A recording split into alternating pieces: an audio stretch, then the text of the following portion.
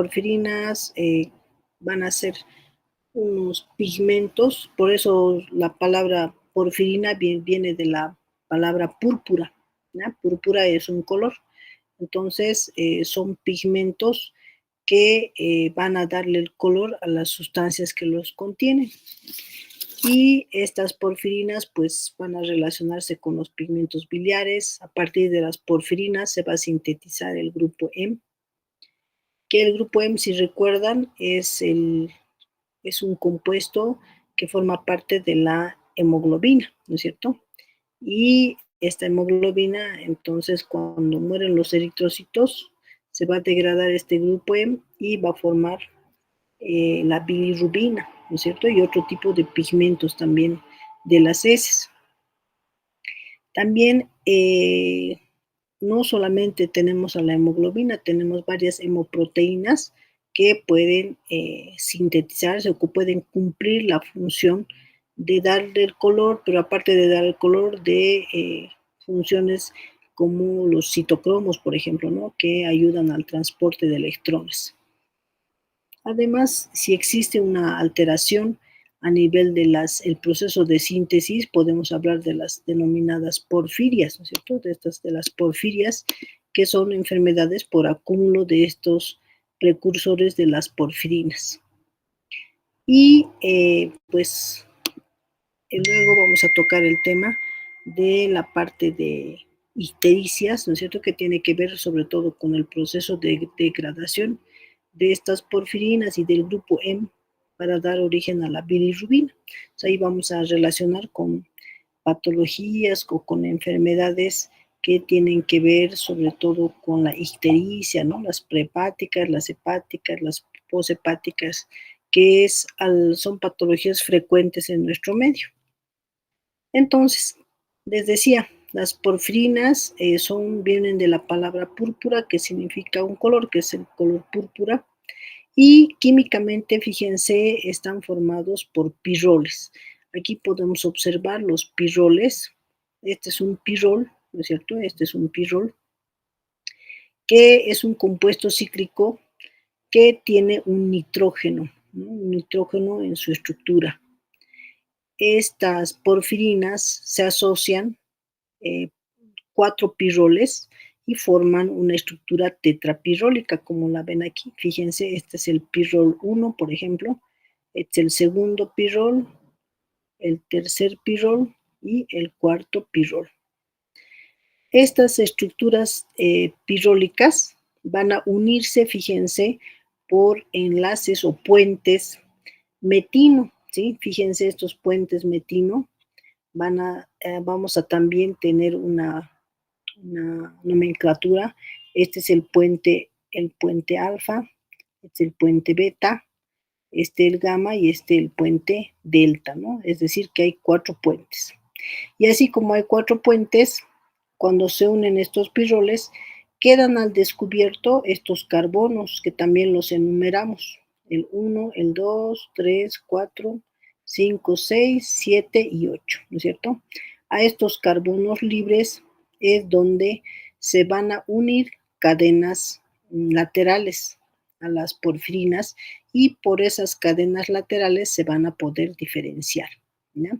Entonces, las porfirinas son estructuras tetrapirrólicas, ¿sí? Tetrapirrólicas. ¿Qué cadenas se pueden unir a esos 8 carbonos que hemos visto, ¿no es cierto? Pueden unirse, fíjense, cadenas de acetato, ¿sí? Que esta es la estructura química del acetato. Cadenas de propionato, fíjense que el propionato ya tiene 3 carbonos con un grupo carboxilo. Grupos vinilo con doble enlace y grupos metilo. Por ejemplo, aquí tenemos una porfirina y este es, por ejemplo, un grupo metilo. Este es un grupo propionato, ¿no es cierto? Aquí propionato, metilo, vinilo, fíjense, aquí está un vinilo, aquí otro metilo y aquí hay otro vinilo. Entonces, según estas cadenas que se unen a esas posiciones 1, 2, 3, 4, 5, 6, 7 y 8, van a poder diferenciarse varias porfirinas. ¿Qué porfirinas conocemos?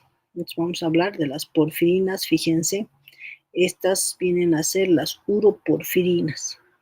Las uroporfirinas tienen la característica de tener enlaces o cadenas de acetato y de propionato. Fíjense el orden, esta es la posición 1 y esta es la posición 7 y la 8. Hay dos tipos de uroporfirina.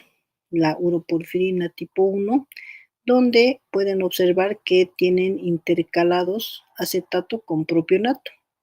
En las posiciones impares hallamos acetato y en las posiciones pares hallamos el propionato, ¿no es cierto? En cambio, la uroporfirina tipo 3, fíjense que hay un cambio, ¿no? En la posición impar hallamos el acetato, pero el último par, ¿no es cierto? La posición 7 y 8 hay un cambio de posición en relación a la uroporfirina 1. En la secuencia era acetato, propionato, y aquí es al revés, primero es el propionato y luego es el acetato. Entonces, de esa manera se diferencian la uroporfirina tipo 1 de la uroporfirina tipo 3. Estas uroporfirinas se llaman así porque las han encontrado en la orina, ¿no es cierto? Pero también las uroporfirinas pueden estar presentes en las heces. Y como tienen ese pigmento, entonces también ayudan o colaboran con el pigmento de la orina y con el pigmento de las heces. Aquí tenemos otra porfirina, las coproporfirinas. Fíjense que tienen grupos metilo y propionato intercalados también, MP, MP, MP y MP.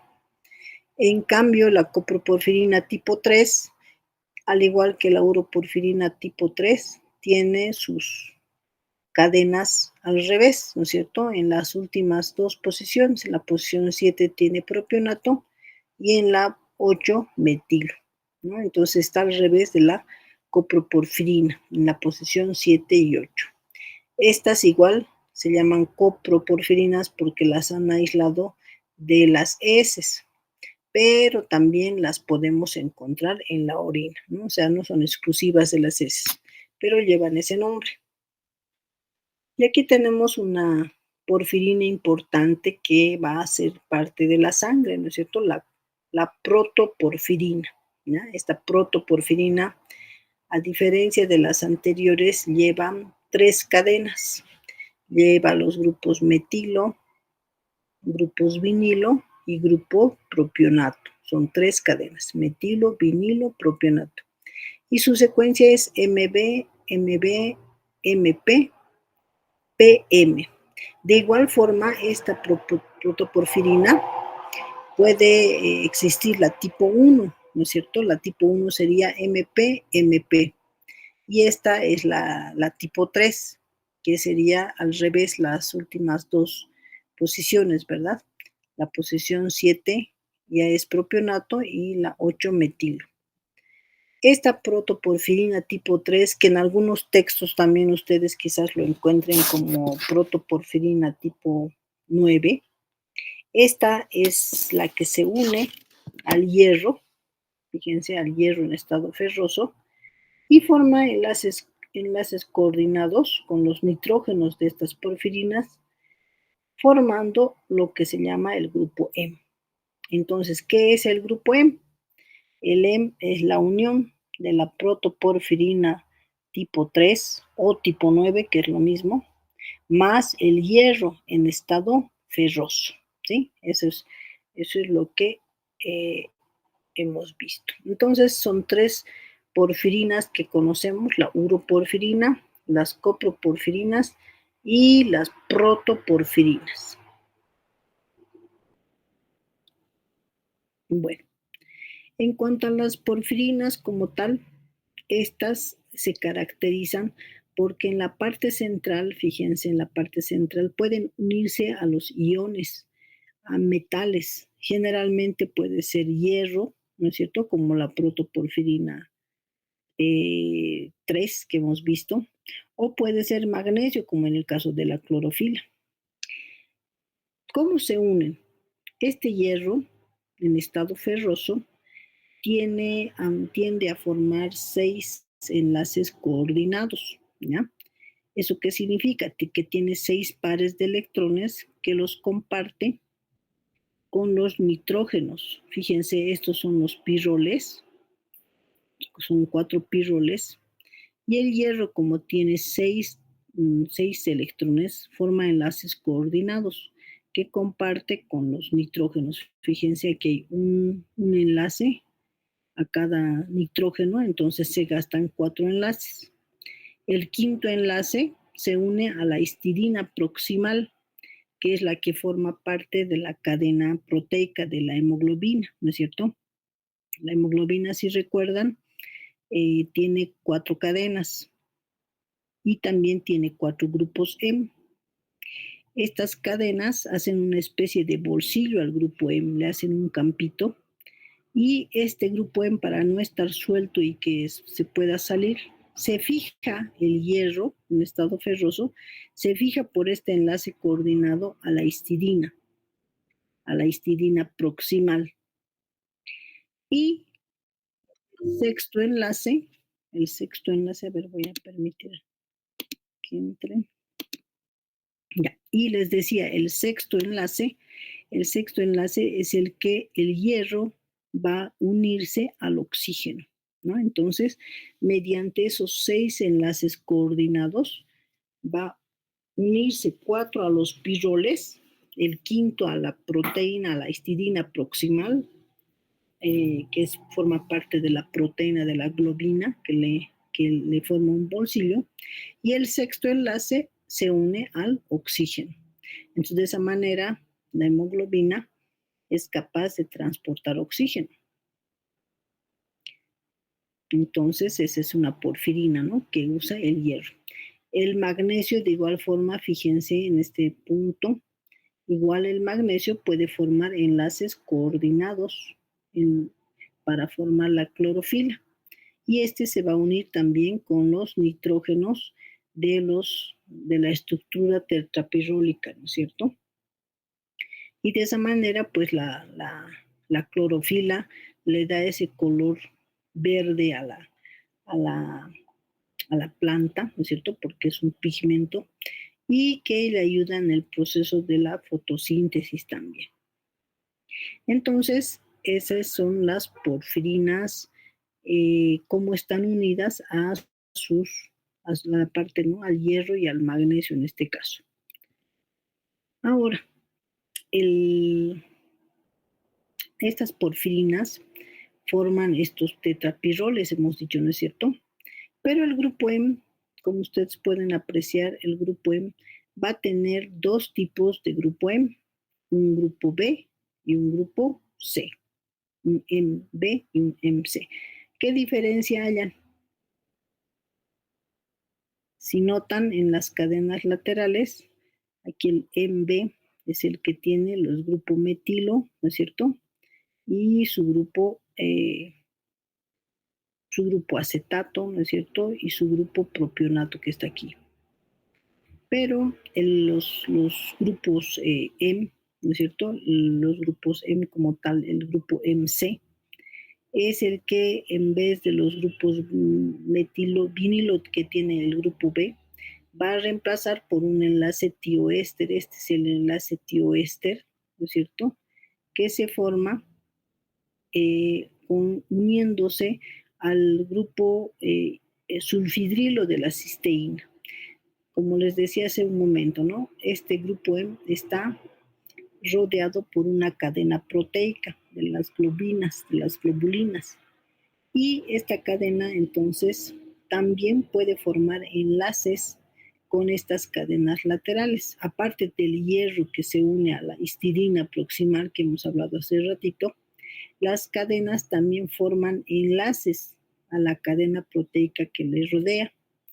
Y en este caso, estos grupos vinilo van a estar unidos a las cisteínas, formando ese enlace tioéster, ¿no es cierto?, con la proteína que les rodea. Y el MC no se va gracias a estos enlaces que son covalentes, es decir, son enlaces ya verdaderos, es muy difícil que se separe de esa cadena, que se disocie, ¿ya? Entonces forma un enlace muy fuerte, el MC. Entonces este está más fijo a la cadena que el MB. Hay dos tipos de N. ¿Qué funciones cumplen? ¿No es cierto? Las funciones que ya las hemos dicho al principio. La hemoglobina, por ejemplo, cumple la función de transportar el oxígeno hacia los tejidos. La mioglobina que se encuentra en los músculos cumple la función del almacenamiento de este oxígeno, que esto lo han debido ver en proteínas, ¿no es cierto? La hemoglobina y la mioglobina. Y también existen otras hemoproteínas que son los citocromos, el citocromo P450 o el citocromo C, que ayudan, sobre todo el citocromo C, al transporte de electrones. ¿En dónde? En la cadena respiratoria, ¿no es cierto? Entonces, gracias a ese metal que tienen en la parte central, pueden transportar también electrones. Aquí tenemos unos ejemplos de algunas hemoproteínas que cumplen esa función. Fíjense, aquí está la hemoglobina, transporta el oxígeno. La mioglobina almacena el oxígeno. El citocromo C es el que forma parte de nuestra cadena de transportadora de electrones, es decir, nuestra cadena respiratoria de la membrana mitocondrial interna. También tenemos el citocromo P450, que es importante en el proceso de la hidroxilación de los xenobióticos. ¿Qué son los xenobióticos?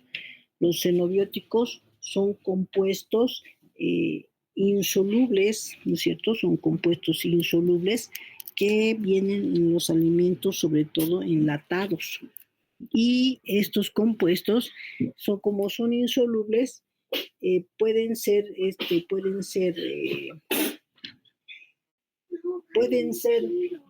entonces estos compuestos pueden causar ciertas enfermedades, por ejemplo, enfermedades cardiovasculares, pueden causar incluso el cáncer, ¿no? Cuando no los eliminamos. Entonces, tenemos que eliminarlos de alguna forma. Como son apolares, ¿qué hace el citocromo P450? Los hidroxila. Ese proceso de hidroxilación hace que estos xenobióticos sean solubles y de esa manera los podamos eliminar por la orina, ¿no es cierto? Entonces, por eso es importante esta función del citocromo P450. También tenemos a la catalasa, que es otra enzima que ayuda a degradar el peróxido de hidrógeno, ¿no es cierto? Y también incluso son hemoproteínas, algunas enzimas, como la triptófano pirrolasa, que intervienen en el metabolismo del triptófano, ¿no? En el proceso de oxidación. Entonces, esas son las hemoproteínas más conocidas. Ahora vamos a hablar del proceso de biosíntesis. Denme un ratito. Aquí mi hijita me está hablando. Un ratito, por favor.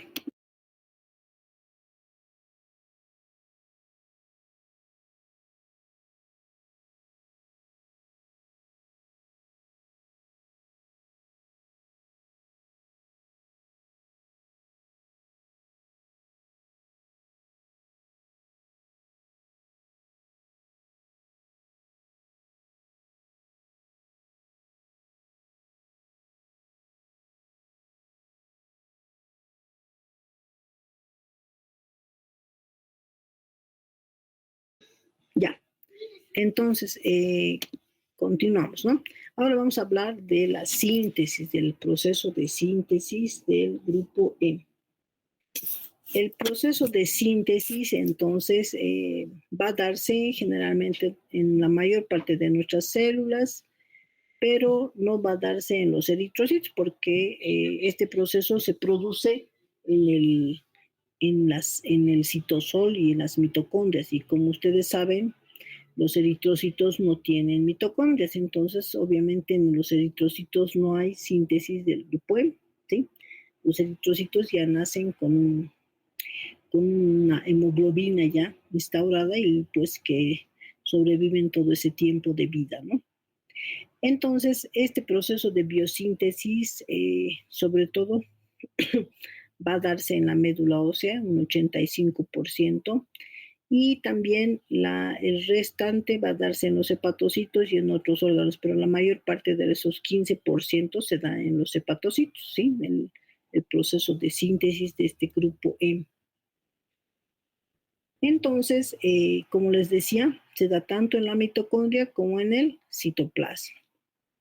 Entonces, en la mitocondria, los compuestos precursores vienen a ser estos dos, el succinil-CoA, que es el compuesto que ya lo conocen ustedes, que viene del ciclo de Krebs, ¿no es cierto?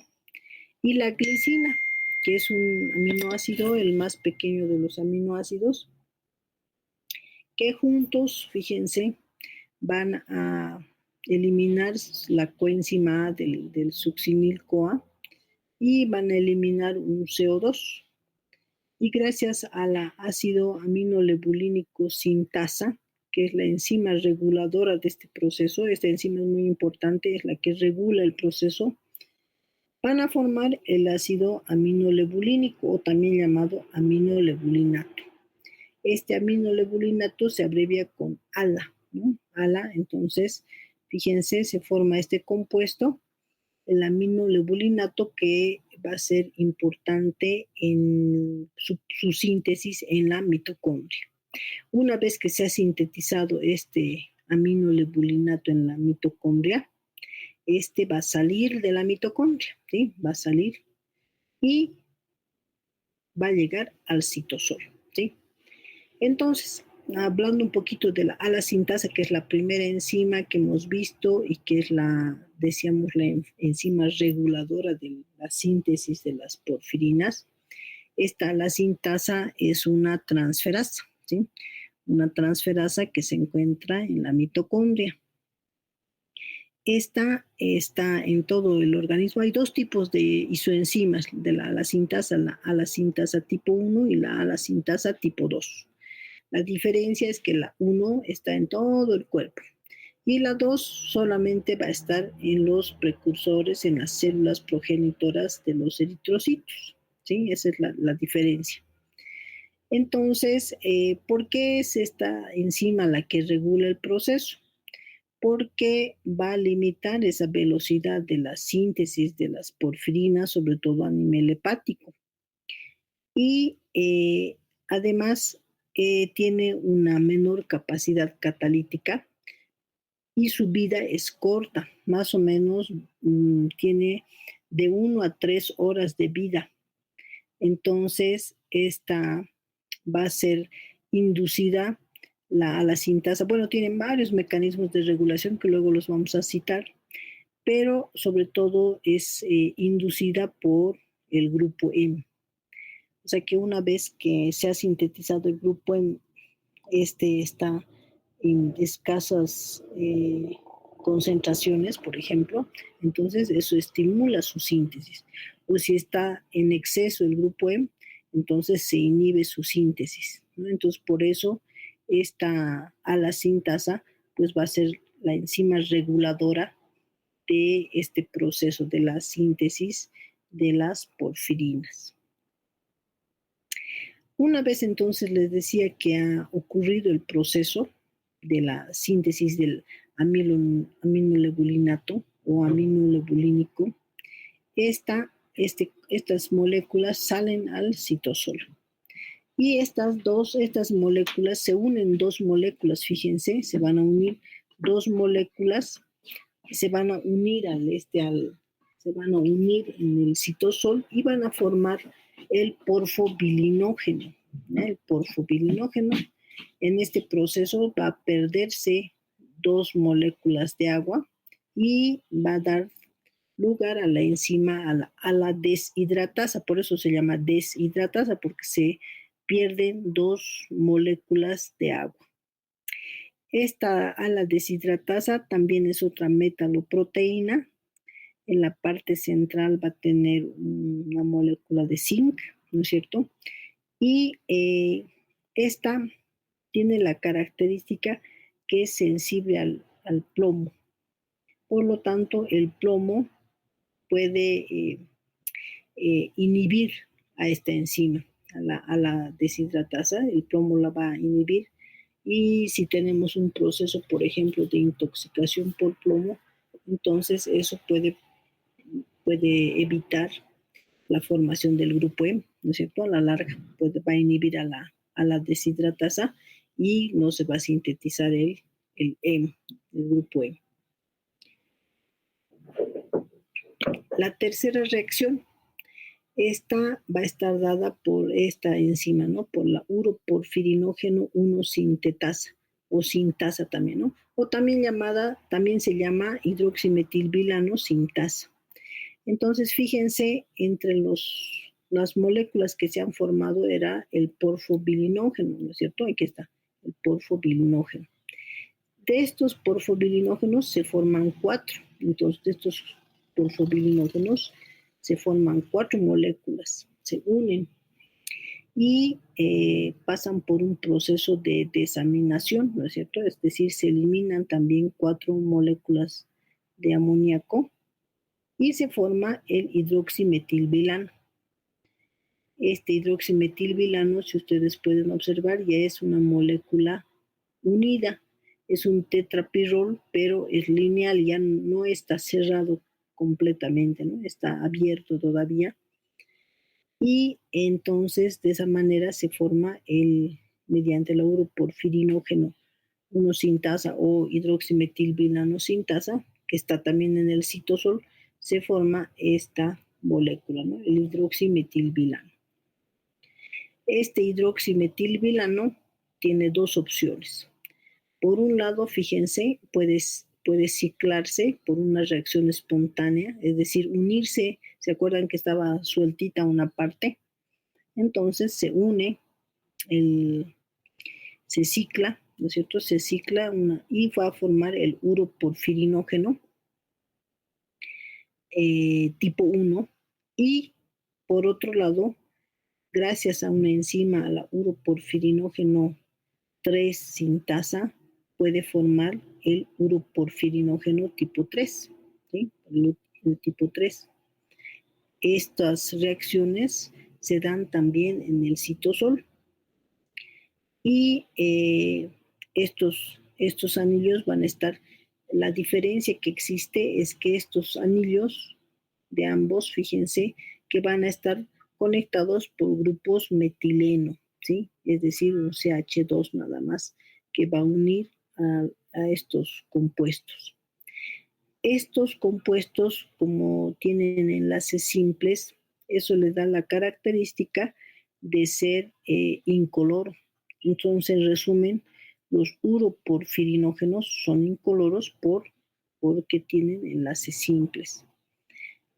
Luego, cuando se transforman y cambian estos enlaces a puentes metino, entonces ahí ya se forman dobles enlaces, como vemos aquí, que vamos a ver la siguiente diapositiva, y ahí ya tienen color, ya son de color, ¿no es cierto?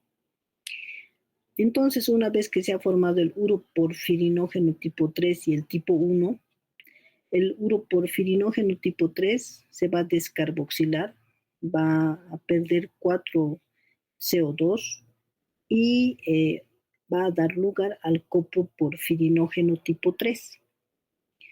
Fíjense que la enzima encargada de este proceso es una descarboxilasa, específicamente una uroporfirinógeno descarboxilasa, ¿sí? Entonces es la que va a convertir los acetatos en grupos metilo.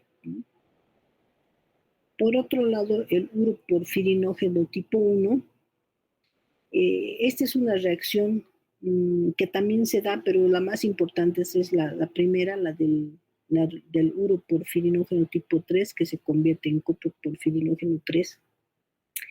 Y una reacción secundaria es la conversión del uroporfirinógeno 1 en coproporfirinógeno también 1. La misma enzima descarboxilasa, uroporfirinógeno descarboxilasa, también puede producir esa transformación, ¿no?, de uroporfirinógeno tipo 1 a coproporfirinógeno tipo 1. Entonces, en resumen, la enzima uroporfirinógeno descarboxilasa puede catalizar dos reacciones: la de uroporfirinógeno tipo 3 o la del uroporfirinógeno tipo 1 en coproporfirinógeno, ya sea 3 o 1. ¿Sí? Entonces, es la misma enzima la que cataliza estas dos reacciones. Una vez entonces que ya, aquí está, ya hemos visto el hidroximetilbilano, aquí está, fíjense, el uroporfirinógeno tipo 3 que forma el coproporfirinógeno tipo 3, y aquí está el uroporfirinógeno tipo 1 que forma el coproporfirinógeno 1, que está catalizado por la misma descarboxilasa. Fíjense que cada uno de estos compuestos a su vez pueden formar porfirinas. El uroporfirinógeno va a formar una uroporfirina tipo 3, el coproporfirinógeno va a formar la coproporfirina tipo 3, ¿no es cierto? De igual forma, el uroporfirinógeno tipo 1 va a formar la uroporfirina 1 y el coproporfirinógeno va a formar la coproporfirina tipo 1. Una vez entonces que se ha dado este proceso, este coproporfirinógeno tipo 3 va a formar el protoporfirinógeno, que es el que va a ser el precursor de la protoporfirina, ¿no?, que es la que nos interesa. Entonces, esta reacción va a ser catalizada por el coproporfirinógeno oxidasa, ¿no? Entonces, del coproporfirinógeno 3 al protoporfirinógeno tipo 3 va a estar la coproporfirinógeno oxidasa. Luego, ese protoporfirinógeno, aquí hemos visto, fíjense que el coproporfirinógeno, una vez que se ha formado, todas estas reacciones ocurren en el citosol.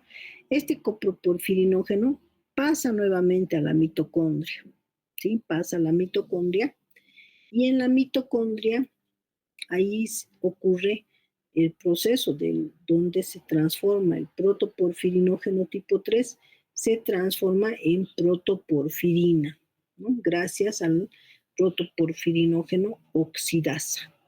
Entonces se oxida la molécula y se convierte en la protoporfirina 3. ¿Esto dónde ocurre? En la mitocondria. Entonces, ¿se acuerdan que el ácido aminolebulínico o lebulinato se sintetizaba en la mitocondria? Este salía al citoplasma y hasta este punto retorna luego la síntesis, ¿no? Luego este protoporfirinógeno nuevamente entra a la mitocondria y forma la protoporfirina tipo 3. Finalmente, esta protoporfirina tipo 3 es la que va a ser precursora del EM, porque ya hemos visto esta reacción, ¿se acuerdan? Cuando hemos iniciado, gracias a la ferroquelatasa, el hierro en estado ferroso se une a esta protoporfirina tipo 3 y forma el grupo M. ¿Sí? Va a formar ese grupo M. Aquí está el resumen. Fíjense, aquí empieza en la parte inferior el succinil-CoA, y la primera enzima, la sintasa, forma el ácido aminolebulínico o lebulinato. Luego, por una deshidratasa, el porfobirinógeno, por una hidroximetilano sintasa, o también llamado uroporfirinógeno sintasa, forma el hidroximetilbilano. Luego se forma el uroporfirinógeno tipo 3 por la uroporfirinógeno sintasa, y este va a dar lugar al coproporfirinógeno tipo 3 por la uroporfirinógeno descarboxilasa, y ese coproporfirinógeno que va a volver a la mitocondria va a formar el protoporfirinógeno tipo 3 gracias a una coproporfirinógeno oxidasa, y para que este protoporfirinógeno 3 forme la protoporfirina tipo 3 por la protoporfirinógeno oxidasa, ¿no? Son varias oxidasas. Y finalmente esta protoporfirina tipo 3 forma el grupo M, gracias a la ferroquelatasa, que une, ¿no?, el hierro en estado ferroso con esta protoporfirina tipo 3 para formar el M. Este M, fíjense que se une a las globinas, a las proteínas, a la parte proteica, y forma la hemoproteínas o la hemoglobina como tal. Esta línea punteada sobre todo nos indica, esta se continúa con esta vía, que este M es el inhibidor de la alacintasa, ¿no es cierto?, que va a inhibir a la alacintasa y por lo tanto va a regular su proceso de síntesis. Del mismo M va a regular su síntesis, ¿no? Como les decía, si hay más M, entonces se inhibe. Si hay poco M, se estimula la síntesis del grupo M.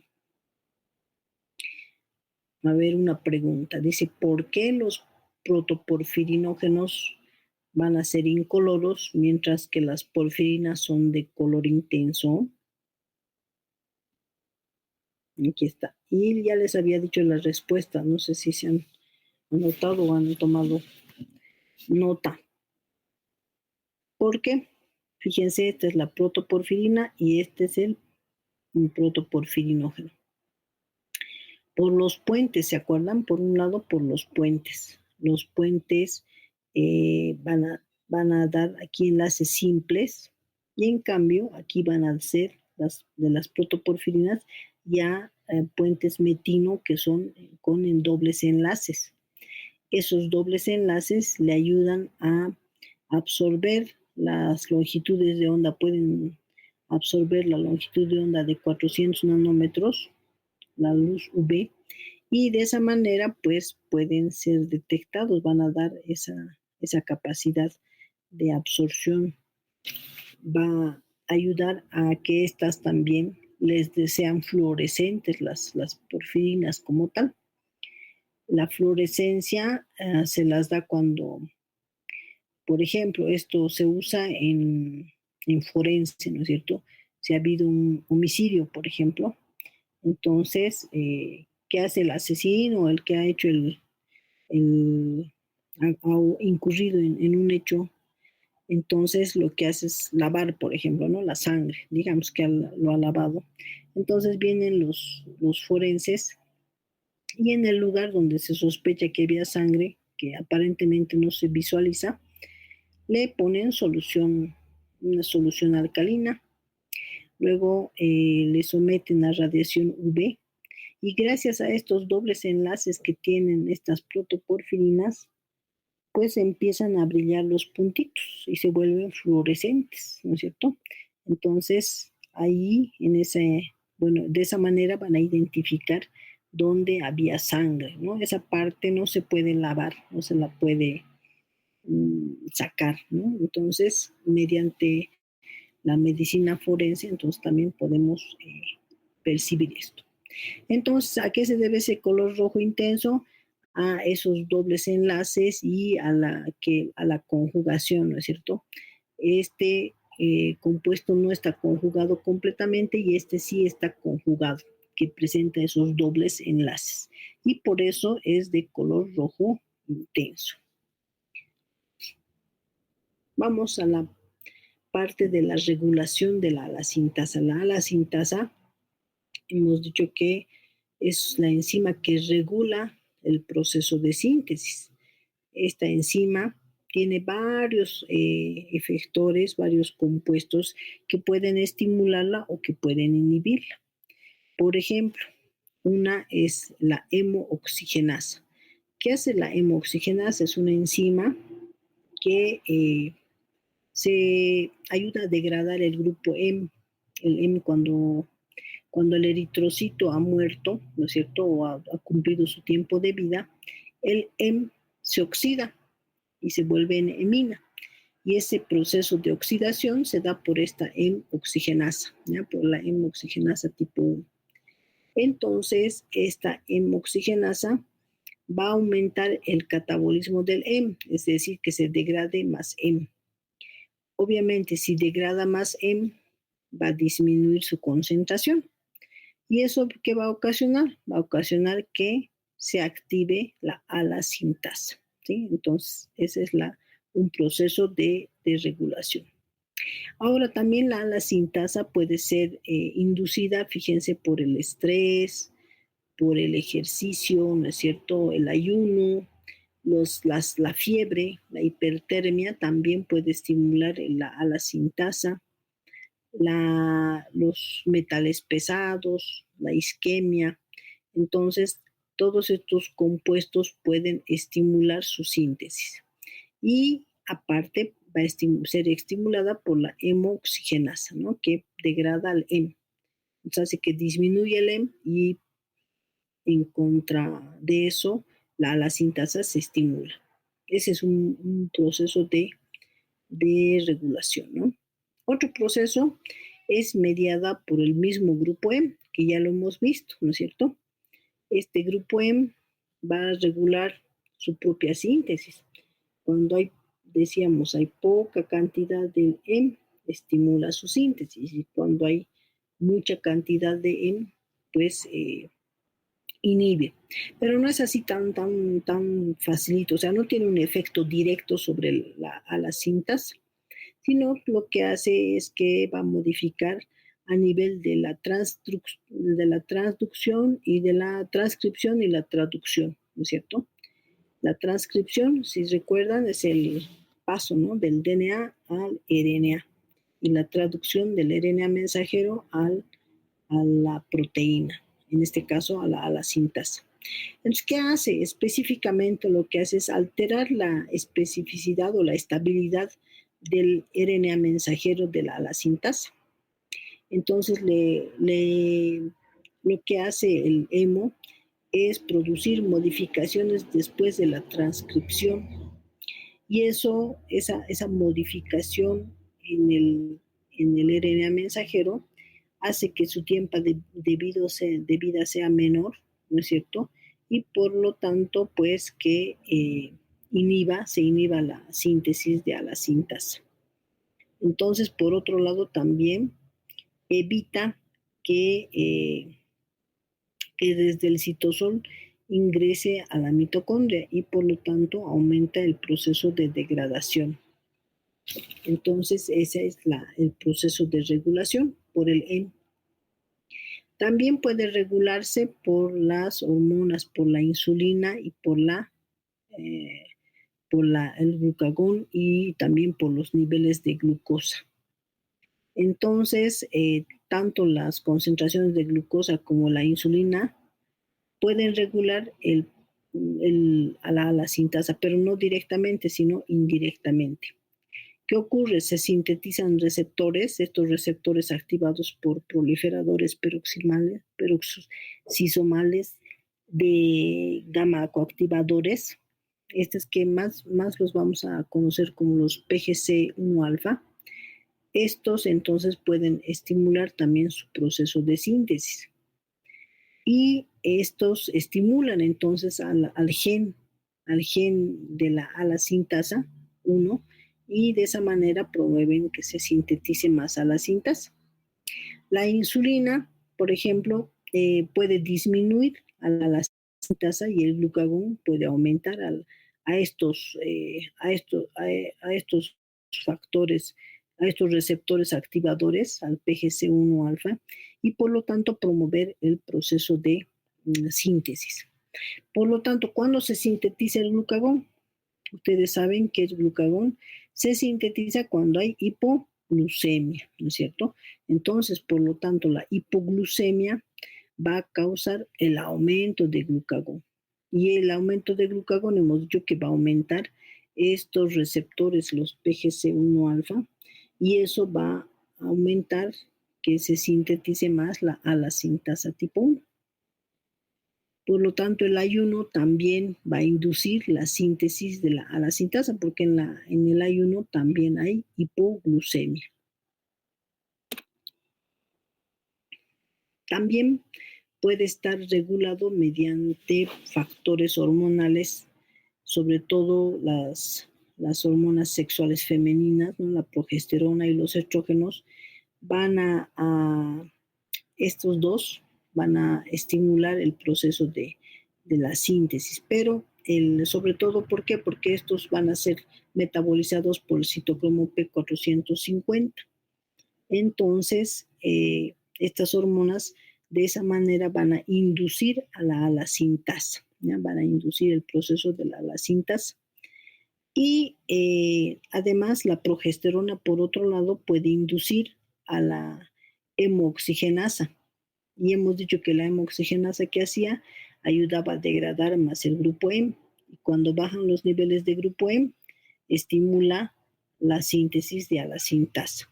Entonces también la progesterona va a promover ese aumento de la alacintasa. Y la progesterona va a estar relacionado sobre todo con estos, hay ataques de porfirias, ataques agudos de porfirias que pueden estar relacionados con la progesterona. Pero lo que es aquí, o sea, lo que es inexplicable, ¿no? Les podría decir, es que cuando uno está embarazada, una persona está embarazada, una mujer está embarazada, sabemos que aumentan sus niveles de progesterona. Pero en estas mujeres embarazadas no se ha visto ataques de este proceso de las porfirias, ¿no? Ataques agudos de porfiria no se ha visto. Entonces, en el embarazo no se va a dar este proceso de porfirias, ¿no? No se va a inhibir, ¿no es cierto?, la alacintasa y se va a estimular, va a mantenerse con sus funciones normales. Ahorita ya vamos a terminar, esta partecita más me falta. También la regulación del ácido aminolebulinato, la alacintasa, va a ser mediada por medicamentos. ¿Qué medicamentos? Sobre todo las carbamazepinas, el fenobarbital, la rifampicina, antivirales, ¿no es cierto?, como el ritonavir. Estos producen la inducción del citocromo P450. Entonces, si inducen al P450, también van a inducir a la síntesis de este enzima, de la alacintasa, porque van a estimular estos factores de transcripción, ¿no es cierto? Y de esa manera también van a producir que se degrade el grupo M, y al degradarse va a haber menos M y va a estimular a la síntesis de la alacintasa. También el tabaco y el alcohol pueden regular el proceso. El alcohol, sobre todo, va a inducir la alacintasa y también puede inducir algunos citocromos P450. Entonces, el alcohol como tal va también a ocasionar un decremento del grupo M, ¿no es cierto? Y eso va a aumentar también va a inducir la síntesis de la alacintasa. Por otro lado, el cigarrillo también puede asociarse con ataques agudos de porfiria y también puede inducir, ¿no es cierto?, inducir al citocromo P450 y por lo tanto la síntesis de la alacintasa. Entonces el alcohol y el tabaco van a promover ese proceso. Entonces en pacientes que tengan, por ejemplo, porfiria, que vamos a ver mañana las porfirias, van a tener que sí o sí dejar de fumar, dejar el alcohol, ¿no? Es una de las medidas. Y aquí está un resumen del proceso de regulación. Fíjense, es la alacintasa, que es la que va a promover la síntesis del ácido aminolebulínico y va a promover la síntesis del grupo M. Fíjense que el mismo grupo M va a inhibir a la alacintasa y esta alacintasa también va a ser inhibida por la glucosa, ¿no es cierto? Hemos dicho por un aumento de glucosa, en cambio la hipoglucemia va a estimular, ¿no es cierto? El ayuno que produce hipoglucemia va a estimular a la alacintasa, en cambio la hiperglicemia va a inhibir a la alacintasa. Por otro lado, la hemoxigenasa, que es la que degrada el grupo M, también va a producir un estímulo de la ala sintasa, y tanto el ayuno como los medicamentos, la fiebre y la hipoxia también van a promover estímulo de la hemoxigenasa tipo 1, promoviendo a la vez el estímulo de la ala sintasa, ¿no es cierto? Entonces, este es un cuadrito de resumen de lo que hemos visto del proceso de regulación. Listo, muchachos, entonces mañana vamos a continuar con el, con la, vamos a continuar con el metabolismo de las porfirinas. Mañana vamos a ver algo de porfirias y luego continuamos. No sé si tienen alguna consulta o duda. Entonces, mañana nos vemos. Que les vaya muy bien. Buenas noches, muchachos. Buenas noches, doctora. Nos vemos.